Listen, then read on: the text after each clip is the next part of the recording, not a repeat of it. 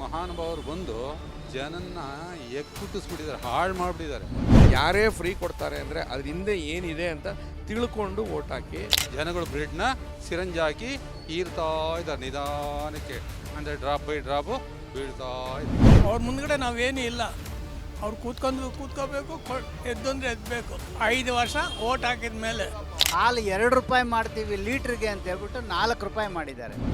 ಈ ಮಹಾನುಭಾವರ ಅನುಭವದ ಅನುಕಂಪದಿಂದ ನಾವು ಬದುಕ್ತಾ ಇದ್ವಿ, ಆಯಿತಾ. ಇದರಲ್ಲಿ ಏನಪ್ಪ ಅಂದರೆ, ಒಂದು ಕೈಯಲ್ಲಿ ಕೊಟ್ಟು 20 ಕೈಯಲ್ಲಿ ಕಿತ್ಕೋತಾ ಇದ್ದಾರೆ ಇವರು. ಅದು ಜನಕ್ಕೆ ಗೊತ್ತಾಗ್ತಾ ಇಲ್ಲ. ಒಂದೇ ಕೈಯಲ್ಲಿ ಕೊಡ್ತಾ ಇರೋದು, 20 ಕೈಯಲ್ಲಿ ಕಿತ್ಕೋತಾ ಇದ್ದಾರೆ. ಇದು ಜನ ಅರ್ಥ ಮಾಡ್ಕೋಬೇಕು. ಈ ಕೆಳಮಟ್ಟದ ಜನ, ಕೆಳಮಟ್ಟದ ಸ್ವಲ್ಪ ಮೇಲ್ಮಟ್ಟದ ಜನ, ಅದರಲ್ಲಿ ಮೇಲ್ಮಟ್ಟದ ಜನ ಭಾಳ ತೊಂದರೆ. ಈಗ ಪೆಟ್ರೋಲು ಡೀಸೆಲ್ ಎಲ್ಲ ಜಾಸ್ತಿ ಆದಮೇಲೆ ಎಲ್ಲ ಆಟೋಮೆಟಿಕ್ ರೈಸ್ ಆಗೇ ಆಗುತ್ತೆ. ಈ ಮಹಾನುಭಾವರು ಬಂದು ಜನನ್ನ ಎಕ್ಕುಟ್ಟಿಸ್ಬಿಟ್ಟಿದ್ದಾರೆ, ಹಾಳು ಮಾಡಿಬಿಟ್ಟಿದ್ದಾರೆ. ಇನ್ನೂ ಹಾಕಿ ತುಳಿತಾ ಇದ್ದಾರೆ.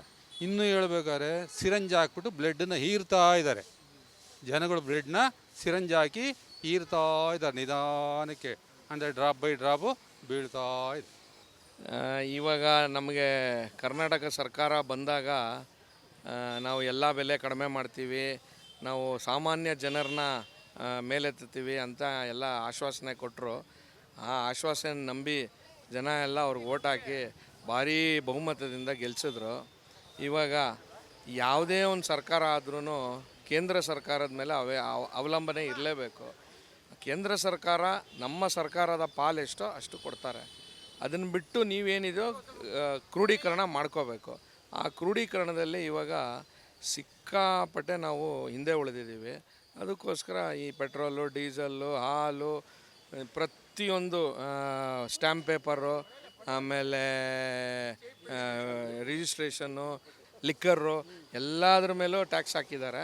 ಅದು ಜಾಸ್ತಿನೂ ಆಗಿದೆ. ರೋಡ್ ಟ್ಯಾಕ್ಸು ಅದೇನೋ ಎಲ್ಲ ಬೇರೆ ಎಲ್ಲ ಇನ್ನೂ ಪ್ರಪೋಸಲ್ ಮಾಡಿದ್ದಾರೆ, ಅದು ಎಲ್ಲ ಜಾಸ್ತಿ ಮಾಡ್ತಾರಂತೆ. ನಾವು ಜನಗಳಾಗಿ ಬುದ್ಧಿ ಕಲ್ತ್ಕೋಬೇಕು. ಯಾವ ಸರ್ಕಾರ ಹೆಂಗೆ ಏನು ಫ್ರೀ ಕೊಡ್ತಾರೆ ಅಂತ ಓಟ್ ಹಾಕೋದಲ್ಲ, ಫ್ರೀ ಹೆಂಗೆ ಕೊಡ್ತಾರೆ, ಅವರು ಎಲ್ಲಿಂದ ತರ್ತಾರೆ ಅನ್ನೋದನ್ನು ಯಾರೂ ಅರ್ಥ ಮಾಡ್ಕೊಳ್ತಾ ಇಲ್ಲ. ದಯವಿಟ್ಟು ನನ್ನ ಕಳಕಳೆಯ ಪ್ರಾರ್ಥನೆ, ಯಾರೇ ಫ್ರೀ ಕೊಡ್ತಾರೆ ಅಂದರೆ ಅದ್ರ ಹಿಂದೆ ಏನಿದೆ ಅಂತ ತಿಳ್ಕೊಂಡು ಓಟ್ ಹಾಕಿ. ಅಜ್ಞಾನದಲ್ಲಿದ್ದೀರಾ, ಪ್ರಜ್ಞಾವಂತರಾಗಿ ಅಂತ ಕೇಳ್ಕೊಳ್ತೀನಿ ಸರ್. ಇವಾಗ ಬಸ್ ಫ್ರೀ ಕೊಟ್ಟಿದ್ದಾರೆ, ಇದು ಜಾಸ್ತಿ ಮಾಡಲೇಬೇಕು ಅವರು. ಸರ್ ಇವಾಗ ಅವ್ರು ಫ್ರೀ ಕೊಟ್ಟಿದ ಮೇಲೆ ತೊಂದರೆ ಆಗಿ ಏನು ಮಾಡೋಕ್ಕಾಗತ್ತೆ? ಏನೂ ಮಾಡೋಕ್ಕಾಗಲ್ಲ. ಇವಾಗ ಆಂಧ್ರದಲ್ಲಿ ಲೆಕ್ಕ ಹಾಕಿದೆ 10 ರೂಪಾಯಿ ಜಾಸ್ತಿ ಇದೆ ಪೆಟ್ರೋಲು, ಡೀಸೆಲ್ಲು. ಇಲ್ಲಿ 3 ರೂಪಾಯಿ ಜಾಸ್ತಿ ಇದೆ. ಏನು ಮಾಡೋಕ್ಕಾಗತ್ತೆ? ನಾವು ಕಮ್ಮಿ ಮಾಡಿದರೆ ಅವರೇನು ಮಾಡ್ತಾರೆ? ಇವಾಗ ಹಾಲಿನ ರೇಟ್ 2 ರೂಪಾಯಿ ಜಾಸ್ತಿ ಮಾಡಿದರು, ರೈತರಿಗೆ 2 ರೂಪಾಯಿ ಕಮ್ಮಿ ಮಾಡಿದ್ದಾರೆ. ಅವ್ರ ಮುಂದ್ಗಡೆ ನಾವೇನೂ ಇಲ್ಲ, ಅವ್ರು ಕೂತ್ಕೋಬೇಕು, ಎದ್ದಂದ್ರೆ ಎದ್ದಬೇಕು. 5 ವರ್ಷ ಓಟ್ ಹಾಕಿದ ಮೇಲೆ ಆಮೇಲೆ ಬೇಕಾದರೆ ಚೇಂಜ್ ಮಾಡ್ಕೋಬೋದು, ಅಷ್ಟೇ ನಮಗೆ ಗೊತ್ತಿರೋ ಸರ್. ಈಗ ಸುಮಾರು 1 ವರ್ಷದಿಂದ ಎಲ್ಲ ವೆರೈಟೀಸು ಹಾಲು ಮೊದಲ್కొని ಪೆಟ್ರೋಲು, ಡೀಸೆಲ್ಲು, తర్వాత ವೆಹಿಕಲ್ಸ್ ವ್ಯಾಲ್ಯೂ ಎಲ್ಲ ಜಾಸ್ತಿ ಆಗೋಗ್ಬಿಟ್ಟಿದೆ. ಕುಡಿಯೋದು ಅದೇ ಬೀರು ರಸ್ಕೋ ಇದು 3 ತಿಂಗಳಿಗೊಂದ್ಸಾರಿ 2 ತಿಂಗಳಿಗೊಂದ್ಸಾರಿ ಜಾಸ್ತಿ ಆಗ್ತಾಯಿದೆ. ನಾವು ಕುಡಿಯೋರು ಏನು ಮಾಡಬೇಕು? ಜನಸಾಮಾನ್ಯರು ಏನು ಮಾಡಬೇಕು? ಅದಕ್ಕೋಸ್ಕರ ನಮಗೆ ಭಾಳ ತೊಂದರೆ ಆಗೋಗ್ಬಿಟ್ಟಿದೆ. ಟ್ಯಾಕ್ಸ್ ಕಮ್ಮಿ ಮಾಡಬೇಕು.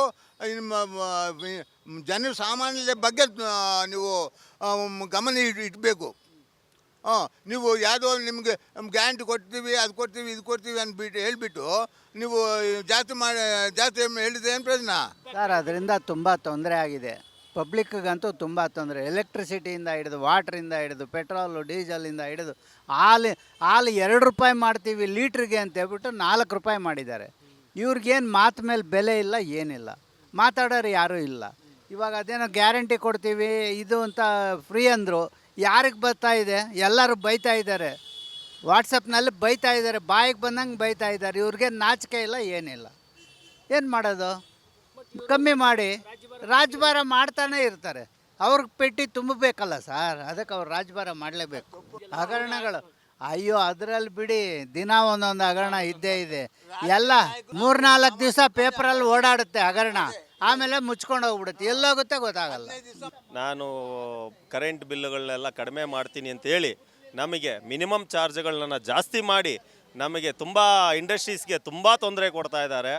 ಈ ಥರ ತೊಂದರೆ ಕೊಡೋದು ಅವರ ಅಭಿಪ್ರಾಯ ಸರಿ ಇಲ್ಲ ಅಂತ ನಾನು ಹೇಳ್ತೀನಿ. ಯಾರ್ದೋ ಕರೆಂಟ್ನ ಯಾರಿಗೋ ಎತ್ಕೊಂಡೋಗಿ ಫ್ರೀ ಕೊಟ್ಟು ಮಾಡೋದು ಅದು ತುಂಬ ವೇಸ್ಟ್ ಅಂತ ಅನಿಸುತ್ತೆ ನನಗೆ. ಈ ಬೇರೆಯವ್ರ ಹತ್ರ ಕಿತ್ಕೊಂಡು ಇವ್ರಿಗೆ ಕೊಡೋ ಅಂಥ ಅವಶ್ಯಕತೆ ಇವ್ರಿಗೇನು ಬೇಕಾಗಿದೆ? ಇವ್ರಿಗೆ ಅಸಲು ಇವ್ರ ಜೋಬಿಂದ ಕೊಡಲಿ ಕರೆಂಟ್ ಬಿಲ್ನ, ಆವಾಗ ಗೊತ್ತಾಗತ್ತೆ. ನಮ್ಮ ಹತ್ರ ಕಿತ್ಕೊಂಡು ಇಂಡಸ್ಟ್ರೀಸ್ ಅವ್ರ ಹತ್ರ ಕಿತ್ಕೊಂಡು ಅವ್ರಿಗೆ ಕೊಡೋದು ಮಾಡೋದು ತಪ್ಪಲ್ವಾ? ಇದೆಲ್ಲ ಬಸ್ಸು ಫ್ರೀ ಅಂತೀರಾ, ಡೀಸೆಲ್ ಬೆಲೆ ಜಾಸ್ತಿ ಮಾಡಿದ್ದೀರಾ. ಏನಕ್ಕೋಸ್ಕರ? ಗಂಡಸಿಗೆ ಟಿಕೆಟು, ಹೆಂಗಸರಿಗೆ ಟಿಕೆಟ್ ಇಲ್ಲ.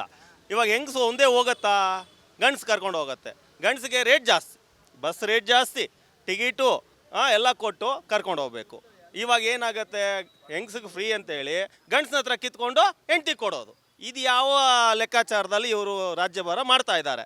ಇವರು ರಾಜ್ಯಭಾರ ಮಾಡೋದಕ್ಕೆ ಇವ್ರಿಗೆ ಏನಿದೆ ಅಂತ, ಇವ್ರು ಯಾಕೋಸ್ಕರ ಈ ಥರ ಮಾಡ್ತಾ ಇದ್ದಾರೆ? ಇವ್ರು ಮಾಡೋದೆಲ್ಲ ವ್ಯರ್ಥ. ಇವ್ರು ಮಾಡೋದೇ ಜನಗಳಿಂದ ಕಿತ್ಕೊಂಡು, ನೀನು ಏನು ಮಾಡಿದೀಯಾ ತೋರಿಸು, ನಾನು ಇಂಥದ್ದು ಮಾಡಿದ್ದೀನಿ ಅಂತ ನೀನು ತೋರಿಸು. ನೀನು ಕಡಿಮೆ ಮಾಡಿದ್ದೀನಿ, ಬೇರೆ ರಾಷ್ಟ್ರಗಳಿಗೆ ನೀನು ಹೋಲಿಸೋ ಅವಶ್ಯಕತೆ ನಿನಗೇನಿದೆ? ಅಲ್ಲಿ ಕಡಿಮೆ ಇದೆ, ಆಂಧ್ರದಲ್ಲಿ ಕಡಿಮೆ ಇದೆ, ತಮಿಳ್ನಾಡಲ್ಲಿ ಕಡಿಮೆ ಇದೆ, ನಾವು ಅದಕ್ಕಿಂತ ಕಡಿಮೆ ಅಂತ ನೀವು ಹೇಳ್ಕೊಳ್ಳೋ ಅಭಿಪ್ರಾಯ ನಿಮಗೇನಿದೆ? ನಿಮ್ಮನ್ನು ಅವರು ಅನ್ಕೋಬೇಕು, ನೋಡಪ್ಪ ಕರ್ನಾಟಕದಲ್ಲಿ ಕಡಿಮೆ ಇದೆ, ನಾವು ಕಡಿಮೆ ಮಾಡಬೇಕು ಅಂತ ಬೇರೆ ರಾಷ್ಟ್ರಗಳನ್ನು ನಿನ್ನನ್ನು ನೋಡಿ ಅವರು ತಿಳ್ಕೋಬೇಕು. ಇದು ಬಹಳನೇ ಜಾಸ್ತಿ ಮಾಡಿಬಿಟ್ಟಿದ್ದಾರೆ. ಬಡ ಜನ, ಮಿಡ್ಲ್ ಕ್ಲಾಸ್ ಪೀಪಲ್ಗೆ ಭಾರಿ ಎಫೆಕ್ಟ್ ಇದು. ನಮ್ಮಂಥವ್ರಿಗೆಲ್ಲ ಭಾರಿ ಕಷ್ಟ. ರಿಟೈರ್ಡ್ ಪರ್ಸನ್ಸ್ ನಾವೆಲ್ಲ ಸ್ವಲ್ಪ ಎಲ್ಲಿ ಹೋಗ್ಬೇಕಾದ್ರು ಬರ್ಬೇಕಾದ್ರು ದುಡ್ಡಿನ ಕಷ್ಟ ಭಾರಿ ಜಾಸ್ತಿ ಆಗೋಗ್ಬಿಟ್ಟಿದೆ. ಡೇ ಬೈ ಡೇ ಏನೋ ಕಮ್ಮಿ ಆಗುತ್ತೆ ಅಂತ ಯೋಚನೆ ಮಾಡ್ತಾ ಇದ್ವಿ, ಬಟ್ ಇಲ್ಲ. ನಿನ್ನೆ ಕೂಡ ಅಕ್ಕಿ ಬೇಳೆ ಎಲ್ಲ ಸಿಕ್ಕಾಪಟ್ಟೆ ಜಾಸ್ತಿ ಆಗಿಬಿಟ್ಟಿದೆ. ಒಂದು 15 ದಿವಸದಿಂದ ಹಾಲು ತುಪ್ಪ ಎಲ್ಲ ಜಾಸ್ತಿ ಆಗಿಬಿಟ್ಟಿದೆ. ಬರೀ ಕಷ್ಟ ಆಗುತ್ತೆ. ಬಟ್ ಯೋಚನೆ ಮಾಡ್ಬೇಕು ಅವರೆಲ್ಲ. ಪ್ರತಿಯೊಂದಕ್ಕೂ GST ಹಾಕ್ಕೊಂಡು ಎಫೆಕ್ಟ್ ಆಗ್ತಾಯಿದೆ.